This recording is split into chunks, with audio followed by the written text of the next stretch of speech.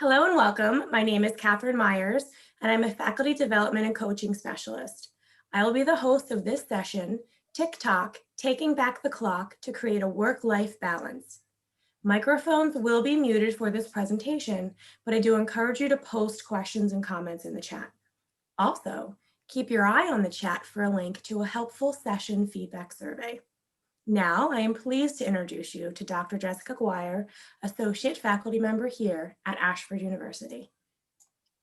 Thank you so much. I've worked with Catherine a few times and we always have a good time, probably too much fun, but especially in the world today, we definitely need a little bit more fun. So welcome everybody. Thank you for joining me this afternoon. I'm so excited on this election day. I'm wearing my patriotic scarf just to kind of get in the mood.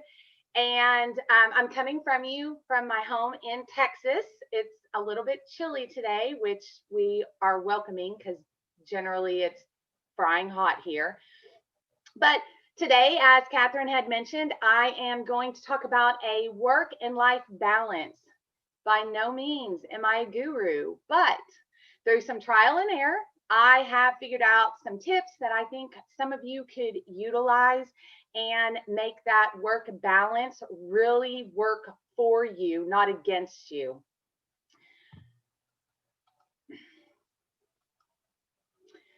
So, as I said, my name is Dr. Jessica Guire, and everybody can call me Jessica. I have 20 years of experience in education, and this spans from I've been in the high school classroom. I have also been at multiple universities, both ground and online.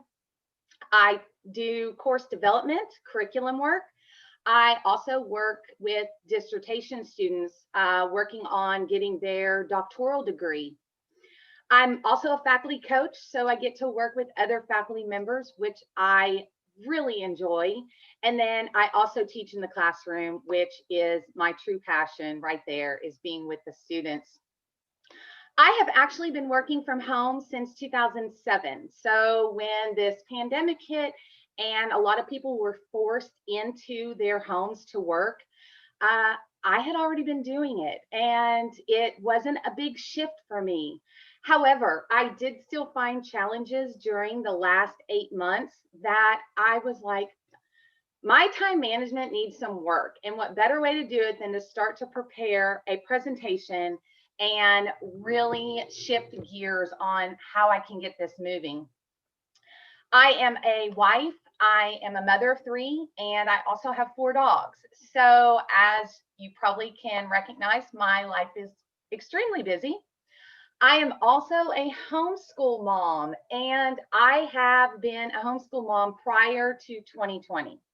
So when all the schools began to shut down and the kids were all sent home and these moms and dads were scrambling to try to educate them, I felt that in my soul, because at one point that was me when my husband and I made the decision to homeschool the kids.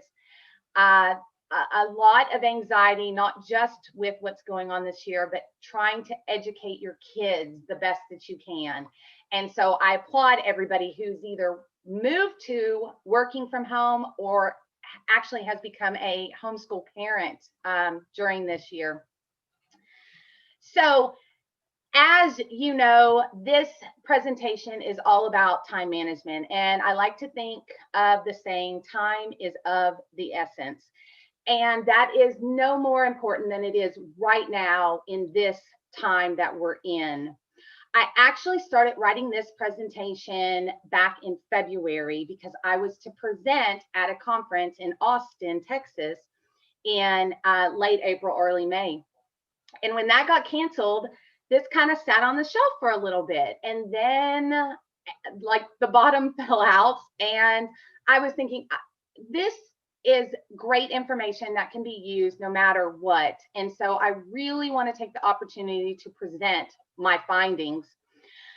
In this demanding world, us managing our time is essential. And all of you live probably pretty busy schedules, whether it's just work and home, or now if you're just at home, that as well. So We have witnessed either an abundance of time over the last 8 months, or we have witnessed time slipping away. Sometimes I look at the calendar and I think, I cannot believe we're already here. And other times I cannot believe that we are not further in all the way into 2021. Educators and administrators in education have to learn to balance their time, and we are torn and pulled between all types of different tasks, including managing classrooms, working with faculty members, checking email. And then in addition to our work life, we also have our home life. So sometimes self-care of our own desires and wants and what our soul really needs outside of work, it gets pushed to the wayside.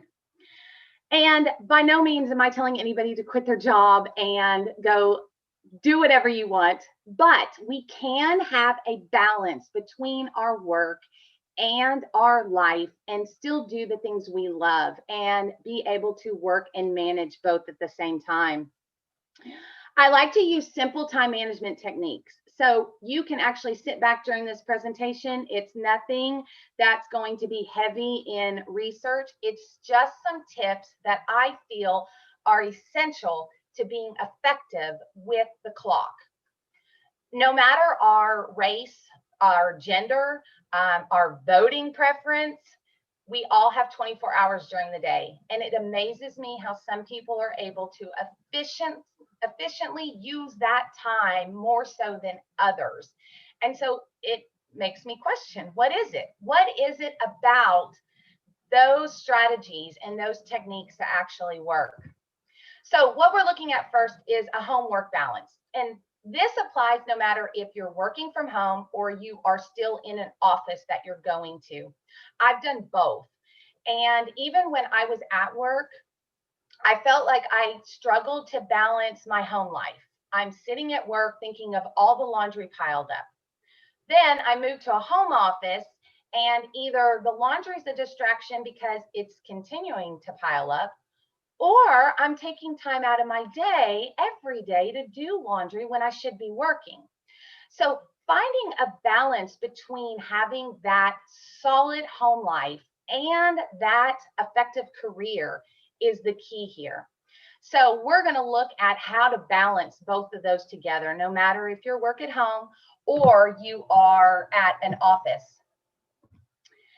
Distractions. They are plentiful. And even in an office setting, you run into so many things. The coworker knocking on your door, your email constantly chiming, maybe your coworker shifting in and out during the lunch period.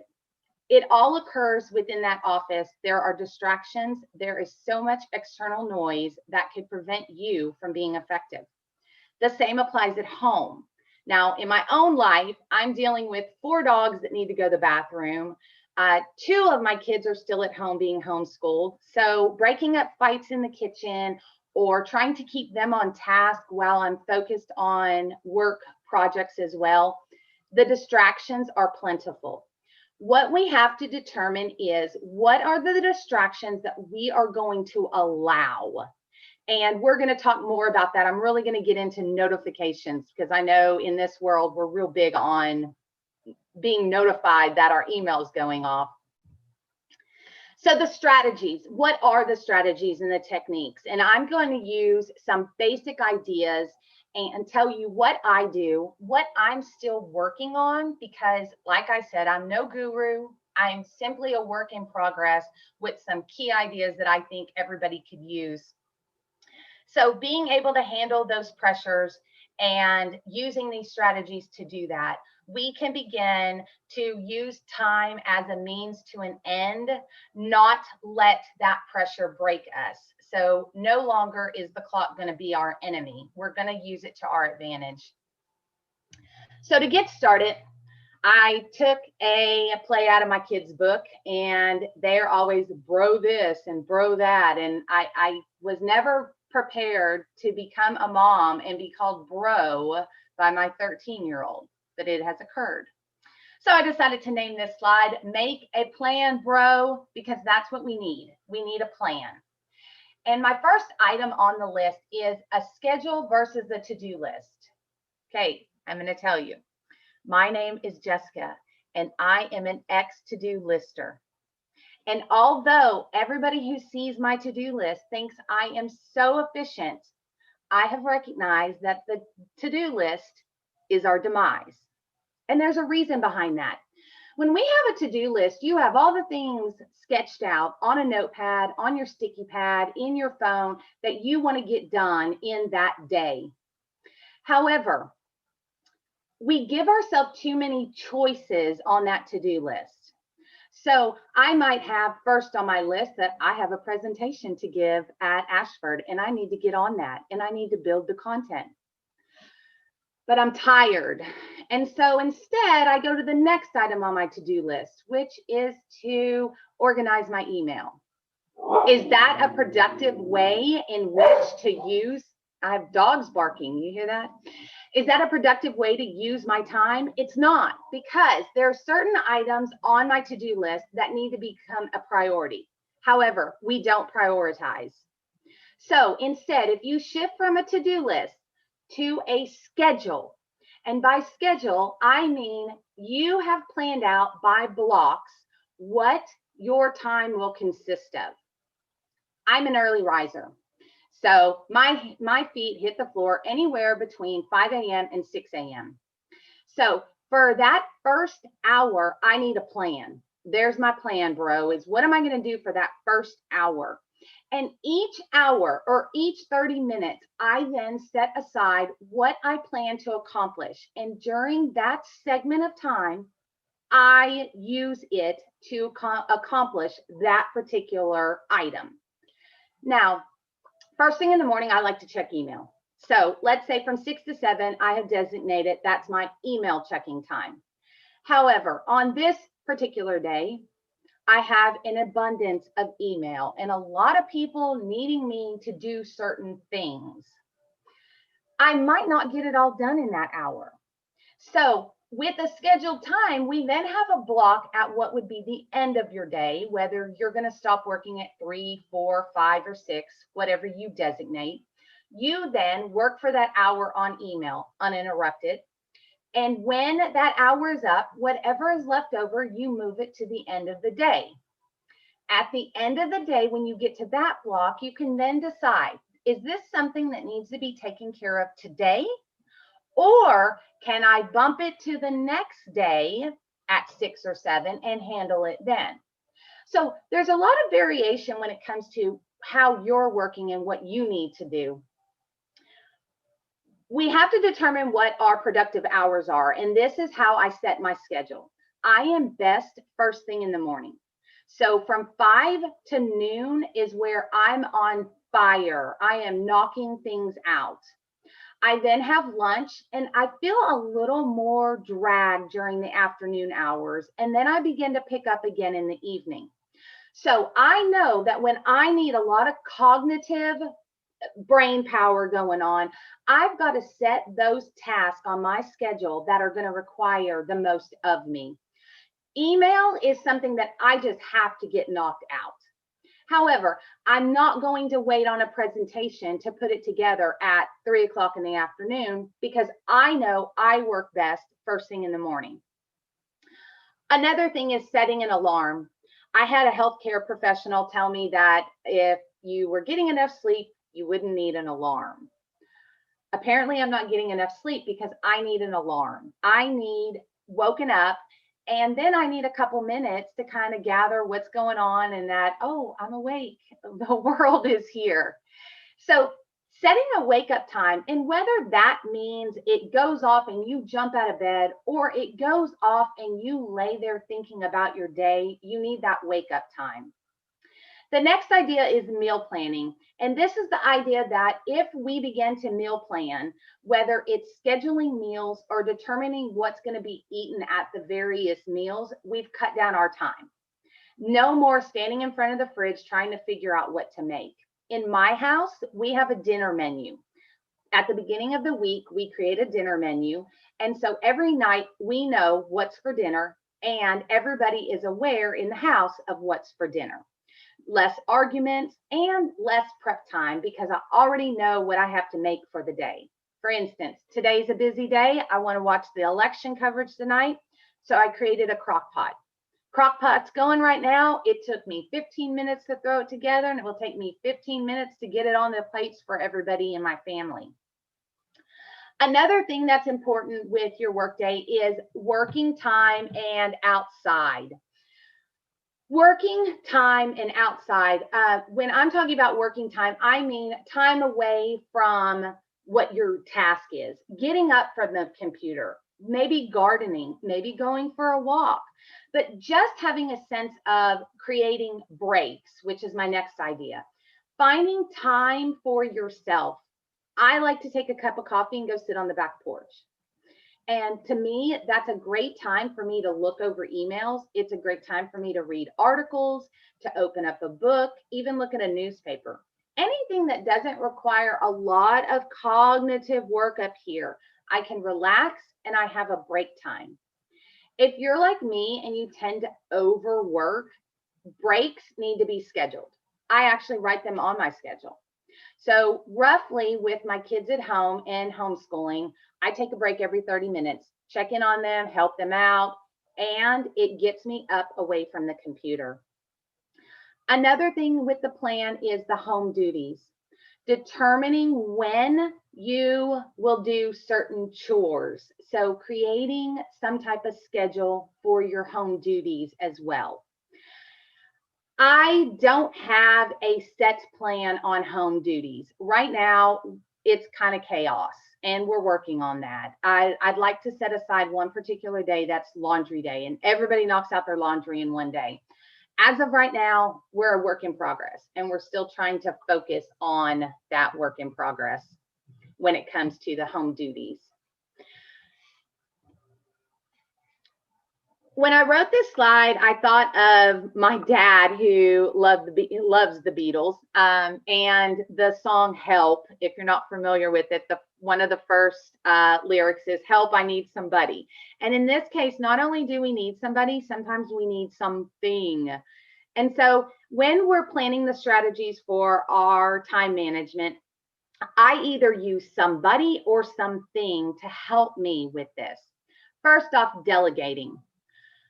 At this level of education, most of us aren't good delegators because we think we can do it, we can get it done, and we can do it faster and better than anyone around us. I have begun to relinquish some control and begin to delegate tasks that I don't necessarily need my personal touch. And it begins to free up my time. Also, asking for help. My husband and I share the duties with the household chores. And one of the chores that he does continuously is he takes the garbage out on Thursday. He moves it from our garage out to the street for pickup. However, there are times that he gets in his car, he goes to work, and he totally forgets that it's Thursday. So generally he calls me and says, hey, I forgot to put the trash out. Do you mind doing it? Sure, asking for help. Because I know then I can call on him when I have forgotten to do something and I just need help. With the self-care and self-love of ourselves, especially during this time in our lives in 2020, asking for help and delegating tasks can take so much pressure off your mind and your soul and your heart and give you extra time that you might need in order to do the things that you love, because that's the key here. That's the goal. The last one's my absolute favorite. I am a planner. I love calendars and I love time trackers. First off, planners. I use planners that allow me to designate different blocks of time, like I discussed earlier. I also use a planner for my bills. And it's an actual calendar planner that I open, and I've written every single bill in that calendar. Now, if it's an automatic bill that's already set up to be paid on a certain day, I put an A by it. So I know at first glance, this will be paid automatically. When it clears the bank, I check it off. I also have bills in there that I have to go in and pay, and I generally put them a day or two ahead of when they're actually due. Once I pay them, I check them off that particular calendar, that planner. That way I can at a glance see, oh, what bills are due this week? Okay, let me pay all these for the week and check them off accordingly. These are going to go automatically. And I've just freed up 30 minutes to an hour having to work on bills. I also use calendars, and we use them in various ways in our house. One, we have a calendar set up on, my family has Apple products and we have iPhones. And the individuals in my house who actually have a phone, because some are too young to actually have a phone, we sync all of our accounts on that calendar. So at a glance, I can see who has practice tonight, or if my husband has an appointment. And you can also toggle between calendars. So I can create a personal calendar for myself in which I might put work events, such as this presentation. Having those different calendars can be somewhat overwhelming, but I've learned that I have certain calendars designated for certain items. For instance, my bill pay. I also have a chore calendar that my kids can look at, and they know whose day it is to unload the dishwasher. And it cuts down on the chaos in our house, because at a glance, I can say, oh, look, it's your turn to unload the dishes. And there's no arguing and no fighting because it's on the calendar. And for some reason, my kids think the calendar is the do all say all. So your name's on that calendar for this chore today. It's your responsibility. So the calendars can play a role in various ways, whether you're syncing them with other people or you have them on your phone so they're available.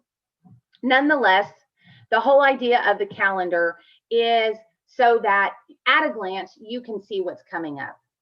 With the time trackers, this is something I'm still using on my own, trying to work through.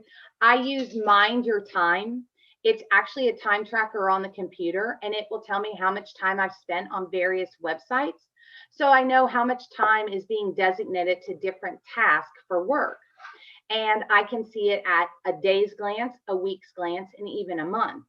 I don't use that on a regular, but every once in a while when I need to create a better time management plan for a particular task, I can go to those websites or I can go to that tracker and I can see the websites, and I then know exactly how much time I spent on that last week. And so then it helps me with my scheduling and my planning for the next week. So the last aspect is the interruptions. And with the interruptions comes notifications, time wasters, and the scheduling of email. Let me jump ahead to the scheduling of email. I've already mentioned that I schedule checking my email. I have actually scheduled in checking my email 3 times a day, and that's it. I don't check it any other time because it becomes a huge time waster. Because if I'm constantly going to it, looking, refreshing, waiting for them to load, I've lost time. So I designate time in my schedule in order to check the email and to deal with the email. There's a great guru on LinkedIn, and his name is Dave Crenshaw. And if you're not following him, I really suggest you do. He talks so much about email management, and I'm still working through his process, and it's amazing how much he cuts down on your time management with the use of folders and setting up different items in your email. When we're talking about time wasters, we've got to determine what we're allowed to interrupt and what we're not. I turn off notifications for social media. My email notifications are off. I don't have notifications turned on my phone for different apps, because when I need them, I know how to go to them. Also with the interruptions is determining what you're willing to accept. I have my phone set on do not disturb during the day when I'm working. And when I do this, it allows just my favorites, which is my close friends and family members, to text or call. Anyone else can't get through during those work hours. Now, when I had meetings set up with Catherine, I went ahead and I allowed for notifications from her because in case she needed to get a hold of me, obviously. But on a general sense, I have it turned off. I am not going to stay focused on notifications and having it on the back burner of my brain while I'm trying to complete a task. So turning off notifications, cutting down those time wasters like social media, texting friends, surfing the web with no real desire of where you're going, and scheduling the emails. That helps with those interruptions that become huge dents in your time during the day. Now, there's a particular law, and you might have heard of it. It's Parkinsons Law. And this law says that our work will expand to fill the time that we allow. And what that means in short is if we give a task that really only needs 3 hours and we give it 8, it will increase in complexity to fill those 8 hours. So based on this law, if when you're creating your schedule, not your to-do list, your schedule, you determine how long it takes you to complete such task, and then you allow for just that amount of time. Now, with our busy schedule, I've created a block at the end of my day to clean up any loose ends, and that's where those types of things can go that I haven't finished in the block of time. But if you give yourself a week to complete a 2-hour task, it's going to increase in complexity and it's going to add to your stress and tension. And eventually, psychologically speaking, that it's going to be daunting and you're not going to complete it in the 3 hours that it needed or the 2 hours it needed. You're going to take the entire week and you've now eaten up your entire time. So it may not even fill the extra time with more work. If we say this task takes 3 hours, I'm going to give myself a week, suddenly things start to intrude on your time management program. And because this law, the work begins to fill that time slot that you've allowed.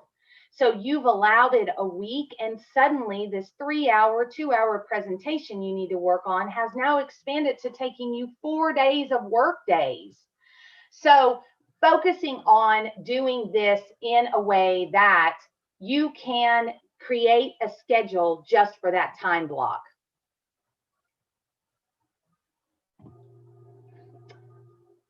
I read a book that was called The 4-Hour Work Week, and I'm going to tell you that I read this book thinking I could cut down 40 hours of work into 4 hours. It's a lie. It's a complete lie.